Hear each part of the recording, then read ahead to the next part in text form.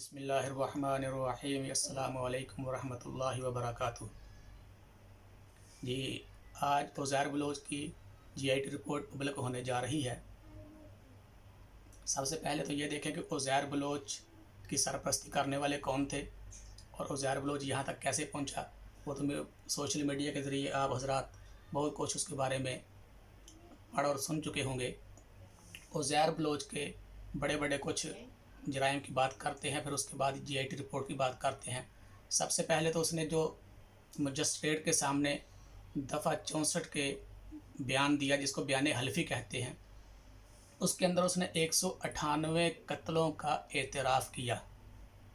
जी हाँ, 198 कत्ल का एतराफ़ किया, जिसमें सिविल लोग, पुलिस वाले, रेंजर वाले और थानों पर हमले, बख्तरबंद गाड़ियों पर हमले और लोगों को अगवा किया। अगवा करने के बाद उनके सर उतारे, उनकी लाशों को जला दिया। फिर उज़ैर बलोच गिरफ़्तार हुआ। फैसल रज़ा आबदी के कहने पर पीपल्स पार्टी के लिए काम करने की हामी भरी। फिर जरदारी साहब और फ़रियाल तालपुर साहब ने इसके जो सर की कीमत लगी हुई थी, सर की कीमत भी ख़त्म करवाई, इसके मुकदमात भी ख़त्म करवाए। फ़रियाल तालपुर साहिबा 1 करोड़ भत्ता इससे वसूल करती रहीं। जो इसने पूरा एक नेटवर्क बनाया हुआ था, वो नेटवर्क भत्ता इकट्ठा करता और जहाँ बहुत सारे लोगों को पहुँचता, वहाँ फ़रियाल तालपुर साहिबा को भी पहुँचता। हालांकि वो इस चीज़ का इनकार करती कि मैं उज़ैर बलोच को जानती नहीं। जब तस्वीरें दिखाई जाती तो कहते जलसों में तो बहुत सारे लोग आते हैं, अब हर किसी को तो हम नहीं पहचानते। खैर, उसके बाद ये जो बिलावल हाउस है, उसके लिए इर्द गिर्द के लोगों को डराने के लिए, ज़मीनें लेने के लिए भी उज़ैर बलोच की खिदमात को हासिल किया गया। उज़ैर बलोच ने 15 से 20 लड़कों की एक टीम बनाई, जिनकी ड्यूटी और ज़िम्मेदारी सिर्फ ये थी कि वो बिलावल हाउस के इर्द गिर्द के लोगों को टेंशन दें, धमकियाँ दें, परेशान करें। उनको परेशान करते रहे। बिलाखिर वो लोग तंग आकर करोड़ों अरबों की ज़मीनें कौड़ियों के भाव, जी हाँ, कौड़ियों के भाव जरदारी साहब को देने पर मजबूर हुए और देकर वहाँ से कहीं और शिफ्ट हो गए। उसके बाद अवैस मुजफ्फ़र टपी साहब, जो जरदारी साहब के मुँह बोले भाई हैं, उनके कहने पर उनके साथ मिलकर उज़ैर बलोच ने 14 या 16 शुगर मिलों के कब्ज़े लेने में भी इनकी मदद की। फिर उज़ैर बलोच साहब को जब ये 2012 में ऑपरेशन शुरू हुआ तो फ़रियाल तालपुर साहबा की तरफ से बुलावा आया। अब्दुल कादर पटेल और यूसुफ बलोच साहब की तरफ से बुलवाया गया। तो जब ये वहाँ पहुँचा, ये वो बात है जो उसने दफ़ा 64 के बयान में कही और इंटेलिजेंस इदारों को ये बात बताई कि जब वहाँ पहुँचा तो वहाँ शर्जील इनाम मेमन और निसार मरई ये भी वहाँ मौजूद थे पहले से ही। ये निसार मरई वो है जिसके कहने पर इसने 500 लोगों को मुख्तलिफ इदारों में, महकमों में ज़बरदस्ती नौकरियां दिलवाई। उसके साथ वहाँ पूरी बातचीत लियारी गैंग वार के बारे में उससे बातचीत हुई। गोला बारूद कैसे चलाया जाता है, कैसे कैसे कहाँ कहाँ, जो भी सारी तफसीली बातचीत उससे हुई। तो फ़रियाल तालपुर साहिबा और ये जो दूसरी टीम बैठी हुई थी, इन्होंने मशवरा दिया कि आप मुल्क से फ़रार हो जाएं। उज़ैर बलोच साहब मुल्क से तो बाहर जाना उसके लिए मुश्किल था, क्योंकि ऑपरेशन बड़ा तेज़ था, हालात काफ़ी ख़राब थे। तो उज़ैर बलोच ने रब्ता किया। नासिर बलोच एक ईरानी एजेंट था, तो उसने इसको बॉर्डर क्रॉस करने में मदद दी।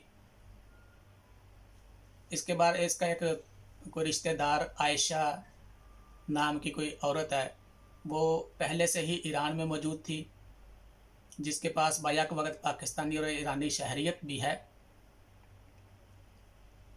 उज़ैर बलोच का एक बेटा फौत हो गया, कहते हैं कि उसके नाम पे इसने वहाँ बर्थ सर्टिफिकेट बनवाया, शनाख्ती कार्ड बनवाया, पासपोर्ट बनवाया।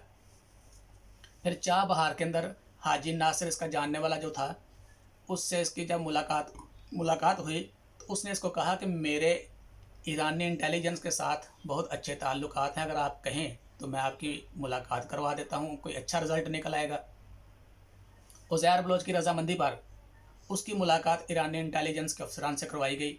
जिन्होंने इससे ये कहा कि आप पाकिस्तान की फ़ौजी तनसीबात के बारे में, फ़ौजी अफसरान के बारे में हमें मालूमात दें। जिसके जवाब में उज़ैर बलोच ने कराची के अफसरान के नाम, एड्रेस, पते, घरों का नक्शे सब कुछ दिया। तनसीबात के कोर कमांडर हाउस के सब के नक्शे भी उनको दे दिए और कोयटा की तनसीबात और फ़ौजी अफसरान के बारे में सारी मुखबरी बताने का वादा किया।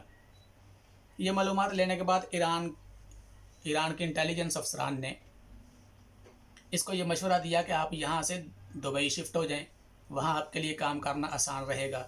मुख्तसर नाज़रीन ये कि इसको जब वहाँ ले जाया गया, गिरफ़्तार हो गया, तो वहाँ जाकर इसकी जो तफ्तीश हुई उसमें special branch, CTD, ISI, IB, MI और रेंजर शामिल थीं। उन्होंने JIT रिपोर्ट मुरतब की और ये कहा कि 1923 के एक्ट के तहत इसका केस फ़ौजी अदालत में चलाएं, क्योंकि इसने मुल्क से गद्दारी की है। तो गद्दारी तो बिल्कुल की उसने। अब जब JIT रिपोर्ट के अंदर भी उसने सारी हकीकत खोलकर बयान कर दी, दफ़ा 164 के बयान के अंदर, बयान हल्फी के अंदर भी उसने सारा कुछ बयान कर दिया। अब मसला यह था कि यह रिपोर्ट पब्लिक हुई तो ये जो सियासी चेहरे हैं इनके नाम सामने आएंगे। बार बार मुतालबा होता रहा कि JIT रिपोर्ट को मंजरेआम पर लाया जाए, लेकिन सिंध हुकूमत बिल्कुल इसके लिए तैयार ना होती थी।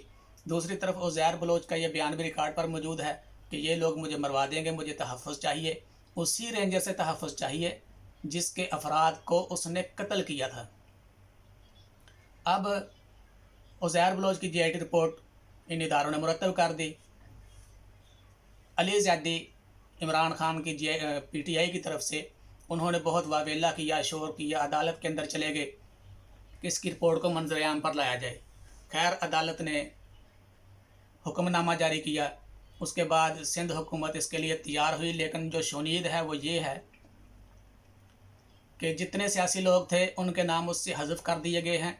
सिंध हुकूमत इस बात पर रिपोर्ट को पब्लिक करने पर रजामंद हुई कि सियासी लोगों के नाम उसमें से हज़फ कर दिए जाएंगे, सिर्फ उज़ैर बलोच के जो जराइम पेशा अफराद साथी थे उनके नाम उसमें मौजूद रहेंगे।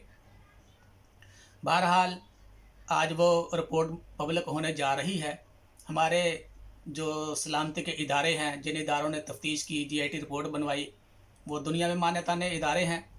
उन्होंने भी जब ये इधर से रिपोर्ट पब्लिक करने जा रहे थे कि नाम हज़फ हो चुके हैं, उन्होंने भी दूसरी तरफ से दफ़ा 64 के जो बयानात उसके थे उसको भी पब्लिक कर दिया। अब बात ये है कि ये पाकिस्तानी कौम के साथ ऐसा मजाक कब तक चलता रहेगा। वज़ीर-ए-आज़म पाकिस्तान मोहतरम इमरान खान साहब का वो नारा कि दो नहीं एक पाकिस्तान, गरीब के लिए दूसरा और अमीर के लिए दूसरा कानून, ये तो नहीं होना चाहिए। अब इमरान खान साहब को इस पर स्टैंड लेना चाहिए और दफ़ा 64 का उसका बयान और JIT रिपोर्ट दोनों को मिलाएं। जिन लोगों के नाम आते हैं उनको कानून के मुताबिक कड़ी से कड़ी सज़ा देकर एक पाकिस्तान के नारे को बुलंद करें और अपने उस अज़म के साथ इय्याका नाबुदु व इय्याका नस्ताईन इस पर अमल करते हुए इन हज़रात को, जिनके नाम इसमें हैं, जरदारी साहब, उवैस टप्पी, अब्दुल कादिर पटेल, निसार मरई, यूसुफ बलोच, फ़रियाल तालपुर और जितने भी इनके साथ लोग मौजूद हैं, उन सब को उसी एक्ट के तहत जो 1923 वाला एक्ट है मुल्क से गद्दारी वाला, जिसके तहत इसके खिलाफ उज़ैर बलोच के खिलाफ केस चला, उसी के तहत इन लोगों ने भी एक गद्दार के साथ ताउन किया, मुल्क दुश्मन के साथ ताउन किया, उसकी सरपरस्ती की, उससे पैसा वसूल करते रहे, सियासी मकासद के लिए उससे कत्ल व गारत करवाते रहे, मनी लॉन्डर के उसके साथी रहे। तो अब पाकिस्तानी कौम को पुरज़ोर तरीके से यह एहतजाज करना चाहिए। इमरान खान साहब, इय्याका नाबुदु व इय्याका नस्ताईन, कि अल्लाह के अलावा किसी की इबादत नहीं और अल्लाह की ही मदद है, उसके अलावा किसी के आगे झुकना नहीं। तो किसी के आगे ना झुकें और इन लोगों को गिरेबान से पकड़ें, इनको लटकाएं, ताकि दूसरे जितने भी सियासी लोग हैं उनको भी ये पता चले कि वाक़यातन ही इमरान खान साहब तब्दीली ला रहे हैं और दो नहीं एक पाकिस्तान के नारे पर अमल कर रहे हैं। और बाकी लोग भी मुल्क को नुकसान पहुंचाने से बाज रहें। आप हजरात की इसके बारे में क्या राय है कि ये रिपोर्ट पब्लिक होने के बाद इसके क्या असरात होंगे, क्या नताइज निकलेंगे, क्या इन लोगों को करारे वाक़ई सज़ा दी जा सकेगी?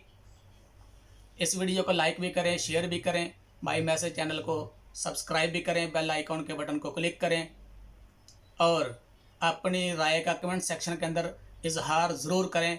नेक्स्ट वीडियो तक के लिए इजाज़त। अल्लाह निगहबान। अस्सलामु अलैकुम वरहमतुल्लाहि वबरकातुहू।